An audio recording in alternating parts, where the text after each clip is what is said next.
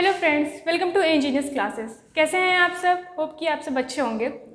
पिछली क्लासेस में हमने क्या क्या डील किया? हमने न्यूट्रिशन से डील किया था और हमने ये देखा था कि प्लांट्स में किस टाइप के न्यूट्रिशन पाए जाते हैं। इसके बाद जब हमने हेटेरोट्रॉफिक न्यूट्रिशन की बात की तो उसमें हमने 3 तरह के न्यूट्रिशंस देखे थे। पहला था जिसमें होलोजोइक न्यूट्रिशन, सेकेंडली हमने बताया था आपको saprophytic nutrition and third parasitic nutrition. वो क्या क्या होते हैं ये भी हमने डिस्कस किया था। आज हम देखेंगे होलोजोइक न्यूट्रिशंस और उसके मैकेनिज्म क्या क्या होता है। तो पहले न्यूट्रिशन में जब हम डील कर रहे हों होलोजोइक न्यूट्रिशन से, तो हमारे सिलेबस में 2 ऑर्गेनिज्म है जिससे हमें डील करना है। वो कौन कौन से हैं? होलोजोइक न्यूट्रिशन में पहले हम देखेंगे nutrition in amoeba. Nutrition in amoeba.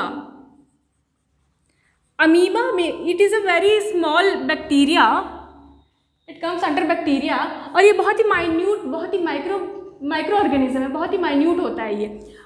और सेकेंड होता है nutrition in human. Nutrition in human which is the most complex organism on this earth. तो हम ये दोनों से डील करेंगे। फर्स्ट ऑफ ऑल हम देखेंगे अमीबा। न्यूट्रिशन इन अमीबा की हम बात करते हैं तो हम एक डायग्रामेटिक व्यू से ही समझेंगे कि उसमें न्यूट्रिशन कैसे होता है।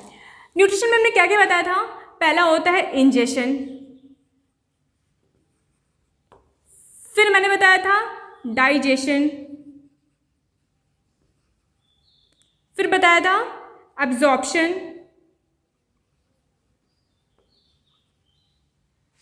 And then ईजेशन।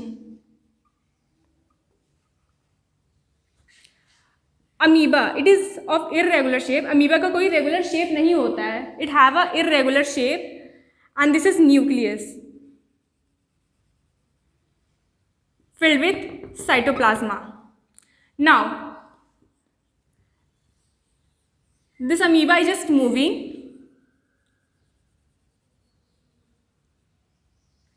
and reaches to a certain food particle। ये छोटा सा फूड पार्टिकल है और अमीबा इसके पास आता है। अब इस फूड पार्टिकल को इसको लेना है। अब ये क्या करेगा? ये अपना ये इररेगुलर शेप बढ़ा लेगा। It is a irregular outgrowth of the body of amoeba. इसे हम क्या कहते हैं? इसे हम कहते हैं pseudopodia. Pseudopodia which is a false feet. हम ह्यूमंस में क्या होता है, अलग अलग फंक्शन करने के लिए अलग अलग ऑर्गन्स होते हैं। हमें लिखना होता है, खाना होता है तो हम हाथ का यूज़ करते हैं, चलना होता है हम पैर का यूज़ करते हैं, बोलना होता है टंग यूज़ करते हैं। But amoeba it is of irregular shape, it doesn't have any particular organ to perform any function. So ये अपने बॉडी का ही एक आउटग्रोथ ले आता है। इसके बॉडी में एक आउटग्रोथ आता है which is known as false feet. ये फॉल्स फीट लोकोमोशन में भी हेल्प करता है, लोकोमोशन में भी हेल्प करता है और न्यूट्रिशन में भी हेल्प करता है। This is the only organ it have, you can say organ और सेलुलर आउटग्रोथ। तो ये क्या करेगा?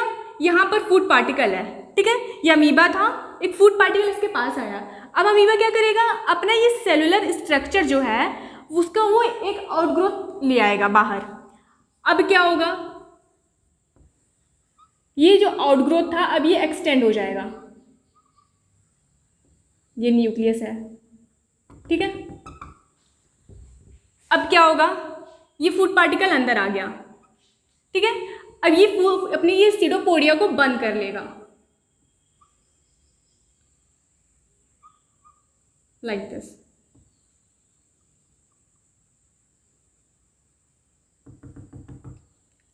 ये कौन सा प्रोसेस हो रहा है? Intake of food material, intake of food material, that is ingestion, ठीक है। बैक्टीरिया ने न्यूट्रिशन का फर्स्ट स्टेप कर दिया, इंजेशन हो गया है। अब क्या करेगा वो? डाइजेशन। डाइजेशन कैसे होगा अमीबा के बॉडी में? अब ये न्यूक्लियस है, ये साइटोप्लाज्मा है और ये फूड मटेरियल है। जैसे कि हमने पिछली क्लास में बताया था कि हमारी बॉडी को जिस भी चीज़ की ज़रूरत होती है वो हमारे ब्लड से ले लेता है। क्यों ले लेता है? क्योंकि जो भी कॉन्स्टिट्यूएंट होता है जो हमारी बॉडी को लेना होता है वो हमारे ब्लड में डिसॉल्व होता है। इसके पास पर्टिकुलरली कोई ब्लड तो है नहीं, ये वैसे भी यूनिसेल्युलर ऑर्गेनिज्म है, हम लोग की तरह मल्टी सेल्युलर है नहीं। तो इस यूनिसेल्युलर ऑर्गेनिज्म में ये जो साइटोप्लाज्मा होता है सारे कॉन्स्टिट्यूएंट इसी में डिसॉल्व होते हैं। तो अब ये जो फूड पार्टिकल होगा इसके जो भी कॉन्स्टिट्यूएंट्स होंगे वो ब्रेक होंगे और ब्रेक होने के बाद ये इस साइटोप्लाज्मा में डिसॉल्व हो जाएंगे। ठीक है, इस साइटोप्लाज्मा में डिसॉल्व हो रहा है ये। तो ये क्या हो रहा है? यहाँ पे डाइजेशन हो रहा है। इसी साइटोप्लाज्मा में ये फूड पार्टिकल ब्रेक होता है सिंपलर फॉर्म में और इसी साइटोप्लाज्मा में डिसॉल्व हो जाता है। अब अमीबा मूव करेगा,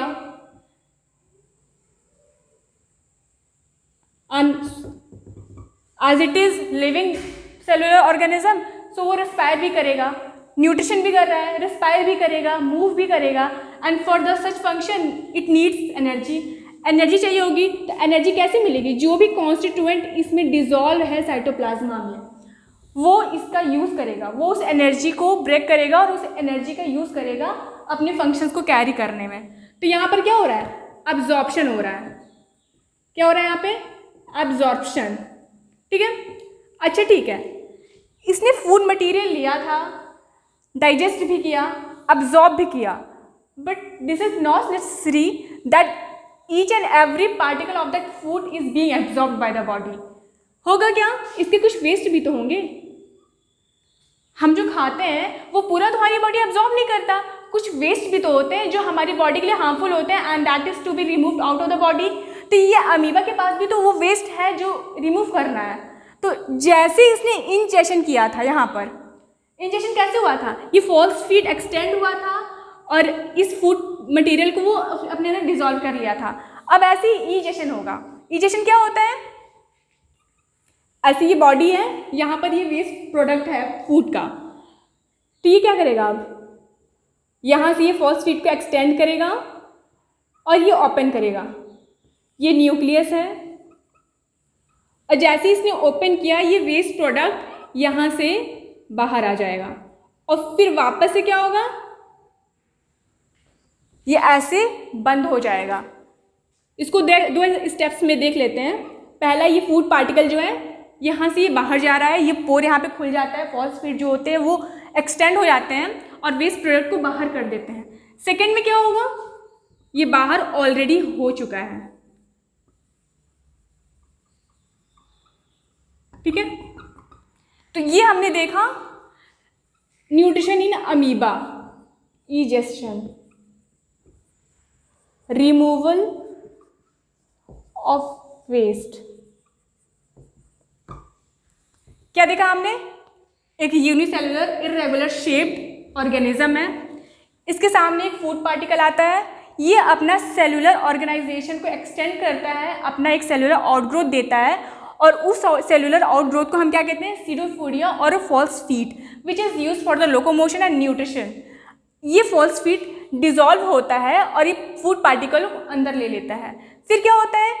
ये बैक्टीरिया अमीबा जो है इसका साइटोप्लाज्मा इस फूड पार्टिकल को ब्रेक करता है, ब्रेक करके इसके कॉन्स्टिट्यूएंट के सिंपलेस्ट फॉर्म में इसको चेंज करता है and then the cytoplasm and the nucleus of the cell absorb all those constituent for their function to carry out their functions and then the waste product which is remain in the body is removed out of the body by this false feed only and the digestion carried out and so the nutrition। ठीक है, ये हमने बात की amoeba के nutrition की कि ये जो माइक्रो ऑर्गेनिज्म है इसमें न्यूट्रिशन कैसे हो रहा है।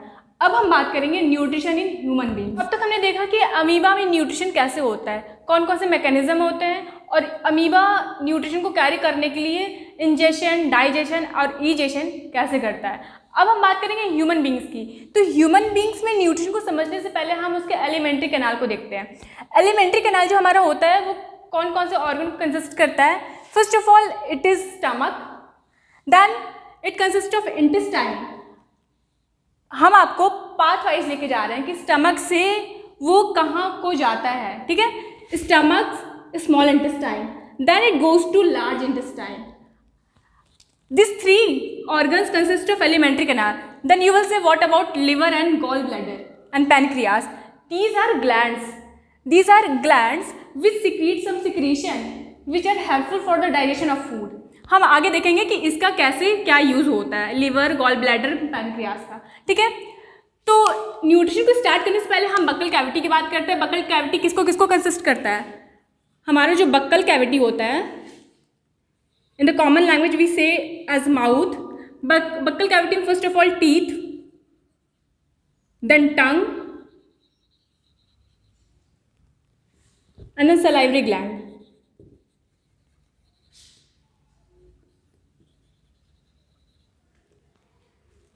हमें पहले से पता है टीथ जो होता है वो च्युइंग का काम करता है, chewing the food. Tongue, movement of food in the mouth, movement of food in mouth. ठीक है. Salivary gland, it gives secretion. Salivary gland दो तरह के एंजाइम सिक्रीट करता है. वह एंजाइम कौन कौन से होते हैं? First of all salivary amylase,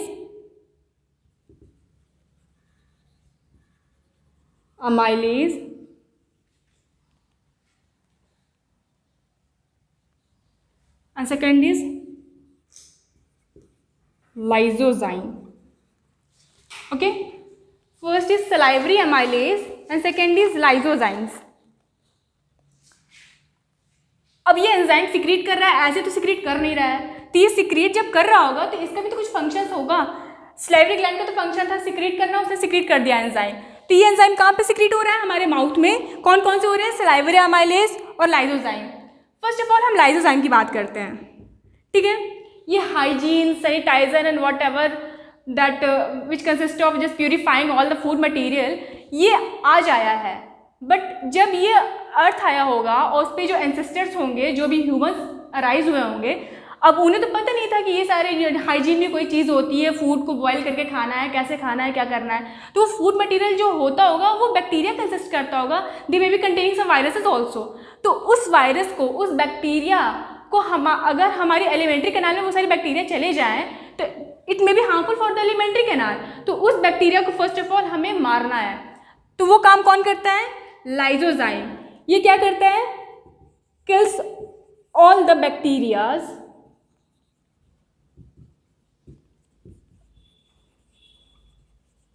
present in food. Okay, food particle में जितने भी बैक्टीरिया, हार्मफुल बैक्टीरिया प्रेजेंट होते हैं, वो लाइसोजाइम इन सारे बैक्टीरियाज को खा जाता है, उन्हें मार देता है. ठीक है, that is why it is called as bactericidal. Bactericidal, ये एक बैक्टीरियोसाइडल एंजाइम होता है. क्यों होता है? Because it kills all the bacterias. Second, salivary amylase. Salivary amylase का क्या काम होता है? हम जो भी फूड ले रहे होते हैं, ठीक है, उसमें जो कार्बोहाइड्रेट होता है, क्योंकि carbohydrate is the basic constituent of living organism. Carbohydrate जो होता है ना, वो हमारी बॉडी का, लिविंग बॉडी का बेसिक कॉन्स्टिट्यूएंट होता है. तो हमारा बॉडी क्या करता है? माउथ की बात कर रहे हैं, अभी सिर्फ माउथ की बात हो रही है. माउथ में ये सलाइवरी अमाइलेज क्या करता है? Digest 30%, approximate 30% of starch. मतलब कि हम जो भी खाना खाते हैं उस खाने का 30% स्टार्च जो होता है वो हमारे माउथ में डाइजेस्ट हो चुका होता है. मतलब क्या है कि अगर 100% उसमें स्टार्च होगा तो उस 100% स्टार्च का 30% तो ऑलरेडी माउथ में ही डाइजेस्ट हो जाता है. क्यों होता है? क्योंकि सलाइवरी ग्लैंड जो होता है वो लाइसोजाइम सिक्रीट करता है, और सॉरी लाइसोजाइम नहीं, सलाइवरी अमाइलेज सिक्रीट करता है, और ये सलाइवरी अमाइलेज क्या करता है? स्टार्च को डाइजेस्ट करा देता है ऑलमोस्ट 30%. ठीक है, lysozyme it kills all the bacterias coming in the path और present in the food particle. Okay, ये बात हो गई बक्कल कैविटी की. अब हम थोड़ा सा नीचे आएंगे. Oesophagus. Oesophagus is a muscular tube. It is a muscular tube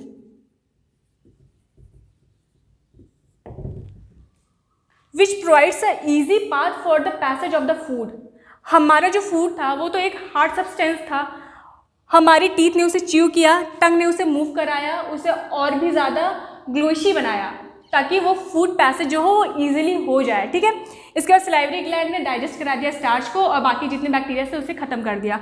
जो ओइसोफेगस होता है ये मैस्कुलर ट्यूब होता है, इसमें कॉन्ट्रैक्शन लगातार होते रहते हैं। कब होते रहते हैं? जब हम कुछ खाना खाते हैं तो क्या होता है, इसमें पेरिस्टाल्टिक मूवमेंट हो रहा होता है। कौन सा मूवमेंट हो रहा होता है? Peristaltic movement.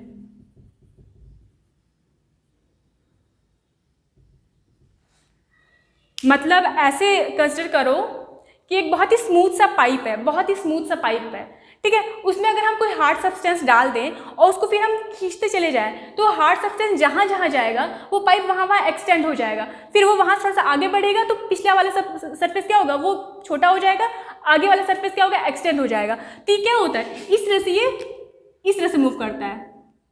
यहाँ पे फूड पार्टिकल आया तो यहाँ पर ये स्ट्रेच्ड हो गया, फिर अब फूड पार्टिकल आगे बढ़ गया तो ये छोटा हो गया और ये क्या हो गया, ये बढ़ गया, ठीक है। अब फिर फूड पार्टिकल थोड़ा सा और आगे बढ़ा तो ये पतला हो गया, यहाँ पे ये मोटा हो गया, ठीक है। ये इस तरह से मोशन करते हुए स्टमक में आता है खाना, ठीक है। अब स्टमक में क्या होगा, स्टमक में भी एंजाइम सिक्रीट होते हैं। कौन कौन से एंजाइम सिक्रीट होते हैं वो हम देखेंगे, यहीं पर देख लेते हैं।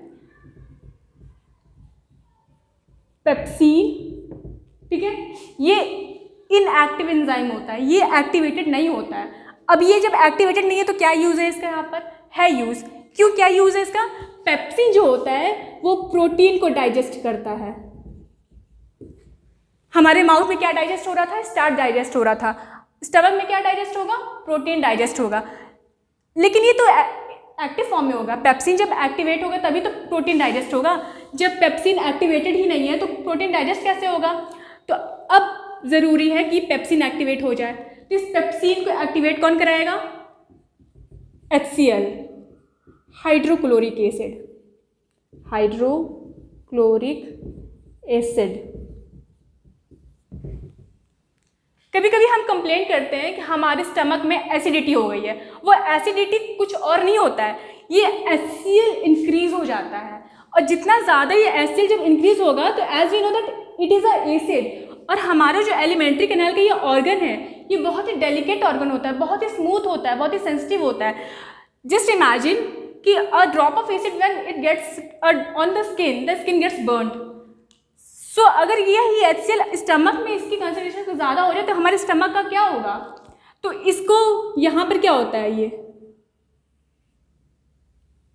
यहाँ पे सिक्रीट होता है ग्लोब्यूलेट्स,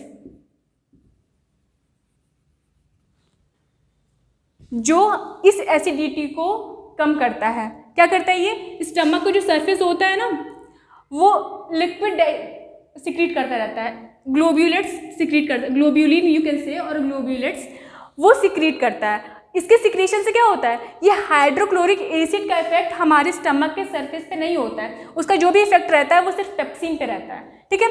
अब पेप्सिन एक्टिवेट हो गया HCl की प्रेजेंस में। जैसे ही HCl सिक्रीट हुआ पेप्सिन एक्टिवेट हुआ, पेप्सिन एक्टिवेट हुआ तो ये प्रोटीन टूट गया। प्रोटीन किस में टूटा? अमीनो एसिड में, ठीक है। अब ये अमीनो एसिड क्या करेगा, अपना फंक्शन करेगा, क्योंकि हमारा बॉडी अमीनो एसिड को जानता है, वो अमीनो एसिड को अब्जॉर्ब कर लेगा, ठीक है। यहाँ पे प्रोटीन टूट गया, यहाँ पे स्टार्च डाइजेस्ट हुआ था, यहाँ पे प्रोटीन डाइजेस्ट हो गया। अब बाकी सारे विटामिन और फैट्स का क्या होगा, तो वो आ जाएंगे स्मॉल इंटेस्टाइन में, वो आ जाएंगे हमारे स्मॉल इंटेस्टाइन में। याद रखना कि ये लार्ज इंटेस्टाइन स्टमक के पास दिख रहा है, बट सबसे पहले फूड स्टमक से स्मॉल इंटेस्टाइन में जाता है, इसके बाद वो लार्ज इंटेस्टाइन में जाता है। तो स्मॉल इंटेस्टाइन में क्या होगा, वहाँ पर कुछ एंजाइम्स सिक्रीट हो रहे होंगे, लेकिन वो एंजाइम काफ़ी नहीं होंगे बाकी सबको डाइजेस्ट करने के लिए। तो जब ये काफ़ी नहीं है तो क्या काफ़ी है? Pancreatic juice. ये पैनक्रियास जो होता है ये पैनक्रियाटिक जूस सिक्रीट करता है, ठीक है। ये क्या करता है? पैनक्रियाटिक जूस सिक्रीट करता है, लेकिन ये पैनक्रियाटिक जूस भी इनएक्टिवेटेड फॉर्म में होता है। ये क्या करता है? ये भी इनएक्टिवेटेड फॉर्म में होता है। मतलब स्मॉल इंटेस्टाइन में जो भी एंजाइम था वो यूज़ का नहीं था, पैनक्रियास में जो भी एंजाइम था वो इनएक्टिवेटेड फॉर्म में था। तो एक्टिवेट कौन करेगा इन सबको? इन सबको एक्टिवेट करेगा लीवर से सिक्रीट हो रहा हुआ बाइल जूस। ये बाइल जूस लीवर सिक्रीट करेगा। लीवर क्या सिक्रीट करेगा? Bile juice. लेकिन ये बाइल जूस डायरेक्ट पैनक्रियाज में नहीं आएगा। क्या होगा? ये बाइल जूस पहले निकल के गॉल ब्लैडर में जाएगा और गॉल ब्लैडर में ही स्टोर हो जाएगा।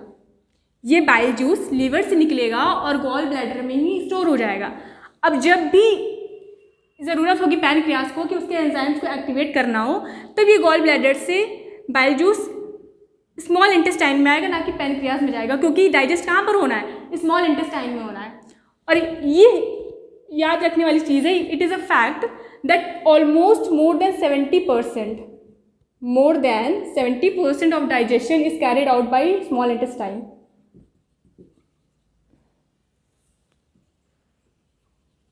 carried out by small intestine.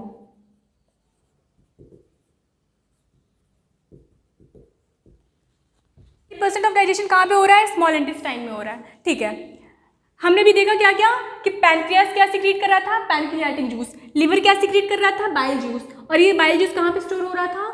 Gall bladder में। ठीक है, अब यहाँ पर जो इसको हम इंटेस्टाइनल जूस कहते हैं। स्मॉल इंटेस्टाइन में जो भी सिक्रीट हो रहा होता है एंजाइम, उसको हम इंटेस्टाइनल जूस कहते हैं। ठीक है, इंटेस्टाइनल जूस कह लो या इंटेस्टाइनल एंजाइम कह लो। ठीक है, तो अब क्या होगा कि ये बाइल जूस, ये पैनक्रियाटिक जूस और इंटेस्टाइनल जूस, ये सारे मिलकर यहाँ पे सारे जितने भी डाइजेशन हो सकते हैं वो सब कर देंगे। ठीक है, क्या क्या करेंगे? वो प्रोटीन को तोड़ के अमीनो एसिड बना देंगे, फैट्स को तोड़ेंगे और ग्लिसरॉल बनाएंगे। मतलब जितने भी सिंपलेस्ट फॉर्म में हमारा बॉडी कॉन्स्टिट्यूएंट ले सकता है, वो सारे कॉन्स्टिट्यूएंट कहाँ टूटते हैं? स्मॉल इंटेस्टाइन में टूटते हैं। ठीक है, अब ये होगा कि स्टार्च का डाइजेशन माउथ में हो गया था और प्रोटीन का डाइजेशन स्टमक में हो गया था और बाकी का बचा कुछ जो 70% डाइजेशन होता है वो हमारा स्मॉल इंटेस्टाइन में होता है। फिर इस लार्ज इंटेस्टाइन क्या करता है? Large intestine have the function of only the absorption. क्या होगा कि फूड पार्टिकल में जितने भी कॉन्स्टिट्यूएंट होंगे वो तो डाइजेस्ट हो चुके होंगे, लेकिन पूरी एफिशिएंसी ऐसा तो है नहीं कि 100%, इसीलिए हमने कहा 70% डाइजेशन, 100% डाइजेशन नहीं हो रहा है। ठीक है, तो बाकी 30% यहाँ पे हुआ और जो बचा हुआ जो था 70%, उसका 70% यहाँ पर हुआ। तो जो बचा हुआ है, क्योंकि ये स्मॉल इंटेस्टाइन क्या है, 100% एफिशिएंट तो है नहीं, तो अभी भी कुछ स्मॉलेस्ट फॉर्म में मिनरल्स होते हैं, वाटर होते हैं जो उस फूड पार्टिकल में बच जाते हैं। तो वही फूड पार्टिकल जब आगे पास ऑन करता है लार्ज इंटेस्टाइन में, तो जो बचे हुए वाटर होते हैं, एक्सेस वाटर एसेंशियल मिनरल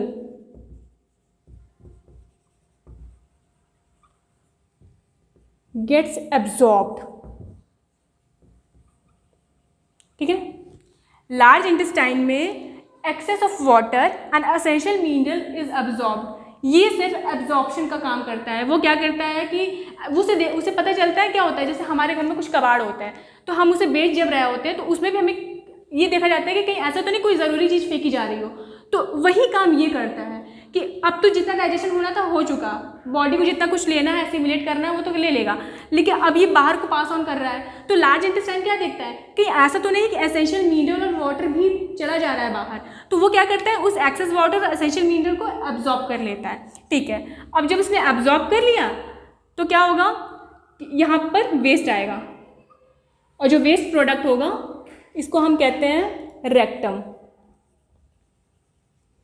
वो वेस्ट प्रोडक्ट यहाँ पे स्टोर्ड होगा और पेरिस्टाल्टिक मूवमेंट के थ्रू ये बाहर आ जाएगा। रिमूवल ऑफ वेस्ट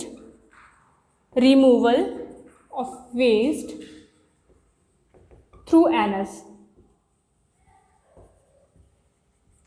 ठीक है, तो क्या हुआ, लार्ज इंटेस्टाइन एब्जॉर्ब कर रहा था excess of water and essential mineral और फिर बाकी का वेस्ट जो होता है वो रेक्टम में स्टोर होता है और एनस के थ्रू वो रिमूव हो जाता है। अब कुछ का ये होगा कि अब ये फिर क्या है, अपेंडिक्स। अब इस अपेंडिक्स का क्या फंक्शन है? कोई फंक्शन नहीं है। It is a vestigial organ. हमारे बॉडी में वो सारे ऑर्गन जो हमारी बॉडी में होते तो हैं मगर किसी काम के नहीं होते हैं, they have no function, that is called as vestigial organ. और ये अपेंडिक्स क्या है? सिर्फ वेस्टिजियल ऑर्गन है जो बिना मतलब के हमारी बॉडी में पड़ा है। ठीक है, इसका कोई यूज़ नहीं होता है, but it is a organ of the alimentary canal, so it is there. ठीक है, तो हमने क्या देखा इसमें, माउथ में 30% स्टार्च का डाइजेशन हो रहा था, फिर वो पास ऑन होता है, स्टमक में प्रोटीन का डाइजेशन होता है। कैसे होता है, पेप्सिन प्रोटीन को तोड़ता है और पेप्सिन को एक्टिवेट HCl करता है। HCl की एसिडिटी से यहाँ के गैस्ट्रिक ग्लैंड बचाते हैं जो ग्लोब्यूलेट या ग्लोबिन के फॉर्म में होता है, ठीक है, ग्लोब्यूलिन, ठीक है। इसके बाद ये नीचे आता है लार्ज इंटेस्टाइन में, सॉरी स्मॉल इंटेस्टाइन में। स्मॉल इंटेस्टाइन में पैनक्रियाटिक जूस भी आता है, बाइल जूस भी आता है, और वो सारे मिलके सारे जितने भी 70% डाइजेशन होते हैं उन सबको वो कैरी करते हैं। बाकी का वेस्ट जो होता है वो आगे लार्ज इंटेस्टाइन में जाता है, जहाँ पे एक्सेस वाटर मिनरल एब्जॉर्ब होते हैं, और फिर जो वेस्ट होता है वो रेक्टम में स्टोर होता है और एनस के थ्रू वो बाहर आ जाता है। And this is the whole nutrition in the human being which is carried out. अब आगे हम दूसरा लाइफ प्रोसेस देखेंगे। ये सारा तो न्यूट्रिशन की बात की थी जो हमने प्लांट में भी देखा, ह्यूमन में भी देखा, माइक्रो ऑर्गेनिज्म में भी देखा। अगली क्लास में हम देखेंगे कि respiration which is the most important life process, और वो प्लांट में कैसे होता है, ह्यूमंस में कैसे होता है, बाकी ऑर्गेनिज्म में कैसे होगा, उससे हम डील करेंगे। Thank you.